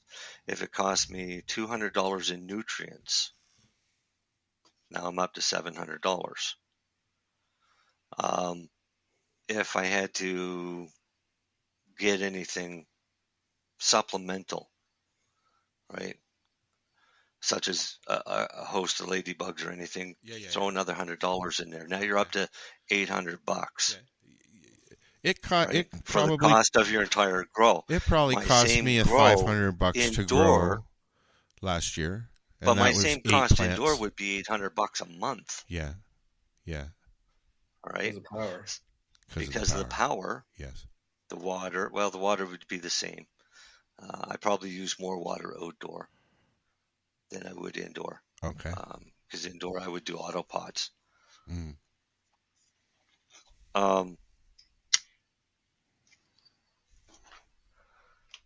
Yeah, way cheaper. You're still down into pennies per gram if you pull off plants that have a few grams, like 500 or 600 grams. Mm-hmm. And then, I calculated 1 year I was down to 8 cents a gram. And that's with buying nutrients and soil. But I had a bumper crop, right?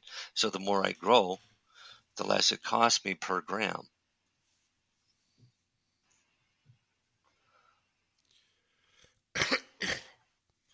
Make sense? Yeah, no, it does. How many plants can you get under one light? We'll see 1,000 watt. Depends on 1,000 watt. It depends on your light, but I would normally suggest 4. Okay. Per light. But it depends on how big you're growing your plants. 5-6 feet. 5, anyways. Yeah, then maybe you're looking at 1 light per plant. when it gets to that the bigger point. the plant, the more space it's going to take up laterally. The light doesn't go laterally. Yes. Well, it does, but enough for 4 plants. But you start getting up with one plant that takes up all that light, then you have to move them to other ones. So you'll see tabletop growers. So they'll grow a plant up to maybe a foot high and then turn it to flower. And they can do that under one light and have half a dozen plants. Do you get the same yield from doing that as opposed to just a taller plant or a bushier plant? No. If you grow a plant 1 foot high and turn it to flower, and I grow my plant 6 feet high and turn it to flower. So they're looking for a faster turnover. Exactly. Yeah. That's what it was. So there was a strain years ago. Most autos are quick like that, right? They only go about 1 foot and 2 feet, and then they just go to bloom and blah, blah, blah. Okay. And it depends, because you can get some autos that are called super autos, and they'll, instead of being the 55, 75 days, these guys are up to 120 days. They're still an auto because they still have the ruderalis, but just enough to turn them on the cycle, and then so they grow much bigger. Mm-hmm. The bud and the plant, or just the plant? Both, because the more plant you have, the more bud you have. Fair enough. Right? So now, remember, this is only my second grow, so I'm learning, man. Right. Every node. Well, here, let's make me big for a second here. I'm gonna have to jump off, gents. It's the end of that. It is, isn't it? Well, we'll be continuing this conversation ongoing. Anyway, but my battery's dying. So you guys have a good night. All right, we'll see you later, Len. You too. See you guys. Have a good night, Len. Puff, pass. If you look at the branches on that one plant on the right, yes, the tall one, yeah, each one of those branches is buds. Yes. And then you got your cola going up the top. Right. Yeah, but no. I have 1, 2, 3, 4, 5, 6, 7, 8, 9, 10, 11, 12, 13, 14 colas. And some of those are longer than my arm. Yeah, I can see that. Yeah. Right? So. How tall are those? Well, that plant's got to be hitting close to 10 feet. Wow. Nice. It's huge. But it's weird. It didn't like the plant that it was growing beside. So that plant on the other side is basically flat. Because it was avoiding the other plant. And you can see the way the stalk actually curved away from that plant. I'd never seen it happen before. It's friggin' awesome. I should turn it around and take a picture of the other side of it, because it looks stupid on the other side. But if you're growing tabletop growing, you might only get one of those per plant. Right? And I don't even think you would ever get it that tall of one big tall cola like that. Yeah. Well, like I said, we're gonna continue talking about this stuff as I build my grow room. Yep. Yeah. I mean, you're limited in height. It's when you're going indoors. It's 6 feet in there, just a little bit over 6 feet. All right, but you're gonna hang lights, so now you've lost a foot. Yeah. So I'll get some nice. Grow in a pot. So there you've lost another foot. Yeah. So you're looking at a 4 or 5 foot plant. Yeah, you've got that much room. So at 2 feet high, you'd have to flip your plants to flower. What do you mean flip them? Turn your light cycle though to 12 on, 12 off. Oh yeah. Well, yeah. That's a little bit down the road. Right, but that's what I mean. But this is something that you have to think about. Yes. When are you going to start flowering? Well, you've got a height restriction called the ceiling. Yes. So I don't have a height restriction outdoors. No. No, and But I neither would do never I be able- outside. I don't have one single plant that I could put inside to finish. I could now, but not in another 2 weeks, I don't think. I think they'd just be too enormous to bring in. So I have to figure out the tent thing. But we will continue this conversation next week. Right here on the 420 Radio Let's Show. let these nice people go home. Yes, thanks for sitting in there, Dale. No problem. And we will I enjoyed it. I say... look forward to Friday night. Yeah, me too. We will be back Friday at 7-ish. Eastern Standard Darcy Time. should be back by then. Hopefully. With his internet. If you'd like to join us on the show, just let us know. He doesn't have internet yet. He doesn't have internet yet. So what he was going to do is he can sometimes find a signal when he's sitting in his garage. But because Marcel mentioned it, nobody would let him sit in their garage. Well, it's one of his neighbors doesn't have their Wi-Fi locked. So he can get a signal once in a while, but it's sketchy whether or not. Or his other option would be to go sit in a superstore parking lot. So hopefully he'll be here. Okay, I'm going to do the thing. Say goodnight. Good night. Right on. You guys have a good weekend. You too, buddy. You too. I'll see you Sunday. So what are you doing? Nothing. Why not? Trying to get on this Lifestyle Radio website. Sounds like a cool website. Yeah, it's alright. Oh, wait, I might have it. You might have it. You're listening to Lifestyle Radio. The opinions expressed during this show are those of the individual participants and do not necessarily reflect the opinions of their associated organizations or Lifestyle Radio.